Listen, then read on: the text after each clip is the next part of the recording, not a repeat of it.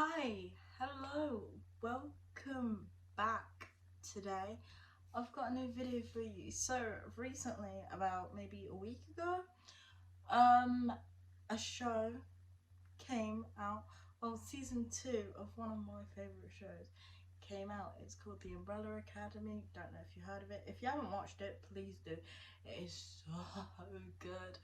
And basically, I just thought it'd be a really fun idea to read some of the fan theories and just get the general consensus of what everybody thought of this season.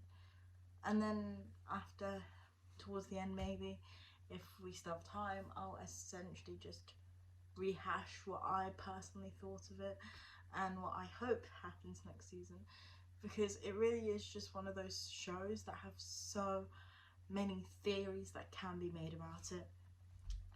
But before we get into that, if you don't mind, just press subscribe, please. Pretty please. I want I just want people to know it's me. Teardrop. Okay, anyway. Let's not.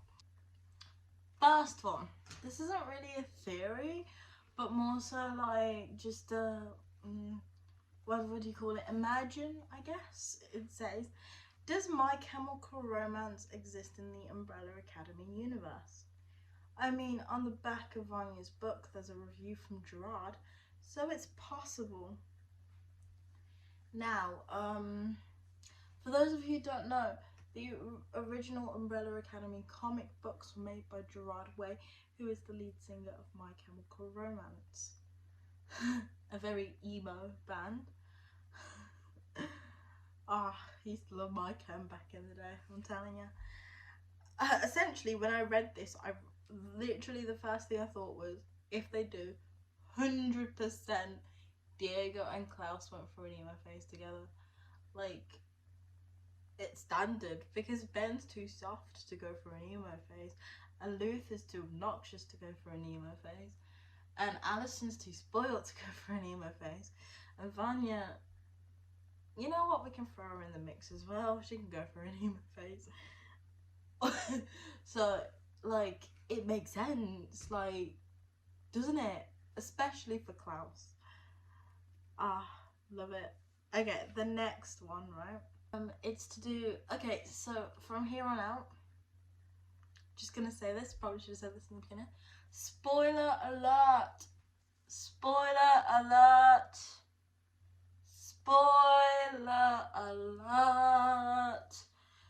Don't keep watching if you haven't finished it, or if you do keep watching, then don't be offended if I spoil it, because I think maybe, just maybe, I made it clear that I'm gonna spoil it now. Anyway, so when Vanya heads into the future with her family, she leaves Harlan and Sissy behind. But though she removes her abilities from Harlan before she goes, she accidentally left little of her behind in him. The last fancy of Harlan, he's making his toy is bought. I can't speak. He is making his bird toy float above his head. Sissy will most likely have died by 2019, but Harlan will most likely be still alive, a man in his 60s and still retaining some power. All those include calling out to Vanya. If so, a trip to California might be in order. Now, when it comes to this one, I actually think that what would probably be more likely is obviously Reginald, you know, the monocle, you know, that father or whatever. He's aware of, you know, their powers, and in the very last episode, it shows that he has a Sparrow Academy with different people, potentially because he met the Umbrella Academy, realised how messy and ill they were, and he decided to adopt different kids, essentially. So, I'm thinking he met up with Harlan, and Harlan's part of the Sparrow Academy. Maybe not as like one of the kids, but maybe as a mentor or something like that. Because essentially what's happened is they have totally messed up their timeline. Okay, I'm back again. You can see me, you know, I'm also recording at like 1:30 in the morning, so this light is necessary. Okay, next one. So this one's about the Sparrow Academy I just mentioned. He rounded up different children, and one of the key things you notice is Ben is one of these kids. Now obviously because when Reginald met the Umbrella Academy, he only met 6 of them, seeing as Ben has been dead for about 20 years from that moment. So what you see instead is he's adopted Ben as part of the Sparrow Academy, and one of the theories is that he has also adopted Lila. Instead of Lila being adopted by the handler, she was adopted by Reginald, because it seems like she's one of the kids, because they don't realise, like what they don't realise is that there were like 42, I think 43, 42 of these special children who are all born on the same day. But I don't think they know that. I think they only realise that there were 7 of them. So it is definitely potential. But I think if that happens, then Diego and Lila's love story won't work, because then it becomes too similar to Luther and Alison's love story, and we ain't about that life. Okay. So the fans already know Klaus's meddling changed Dave's fate, making him enlist in the military years before he would have. Klaus assumed that means Dave would die all over again. But what if it doesn't? What if the fact that he enlists early means that he actually survives? He combats in a different battle, in a different part of time, so he doesn't die.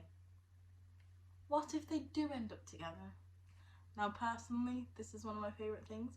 I love their relationship. I want them to work out. Like, it's literally all I want in life is just to see Dave and Klaus together.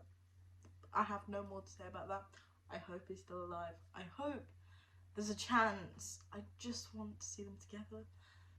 Okay, so these next things that I'm going to find are from an Instagram account called TUA_confessions, and it's a really, really good account.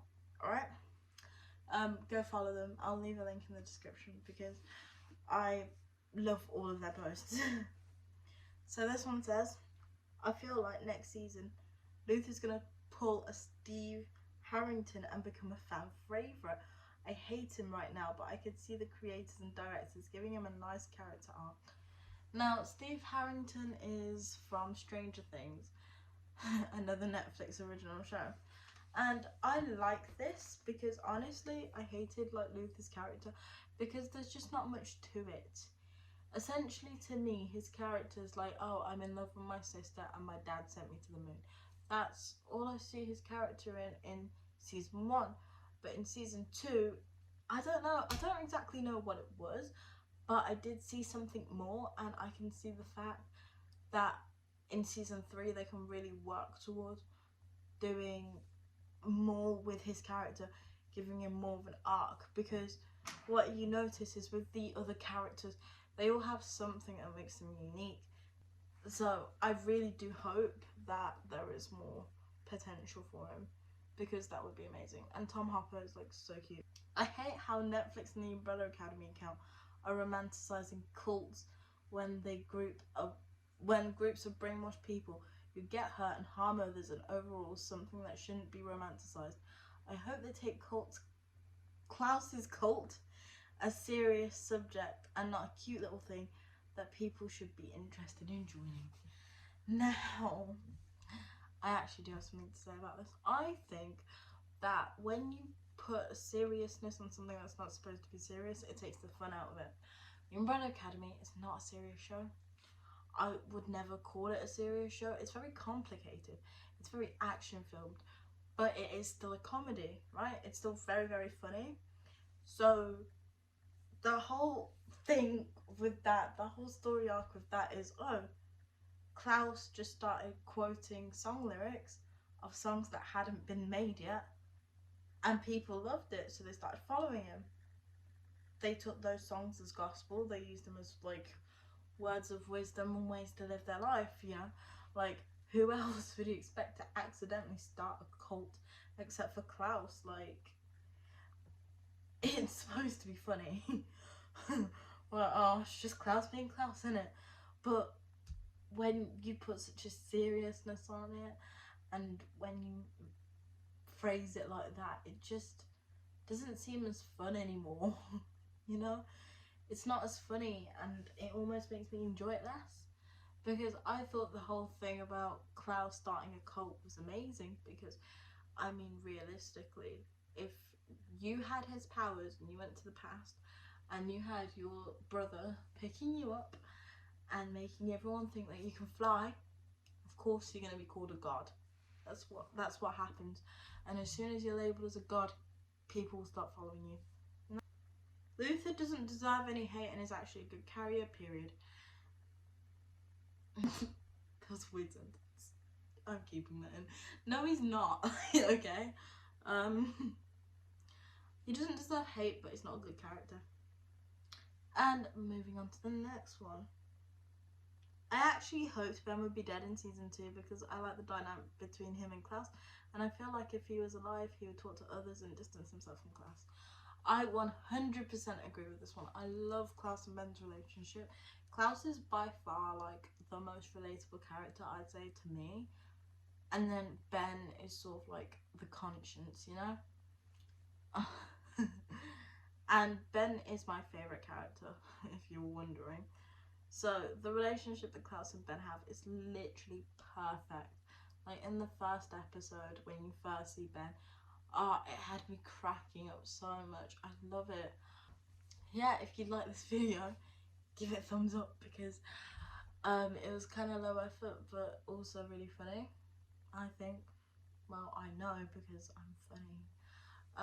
Please subscribe. I really want to hit 100 subscribers. It'd be so amazing if I hit 100 subscribers by my birthday. My birthday's next month, by the way, so please make it happen. Also, leave a comment. Is there any other show you want me to look into, make a video on? More than happy to do that. I can spend as much time as you ever asked me to watching Netflix, and I will love it. So yeah, that's it from me though. Thank you so much for watching, and peace.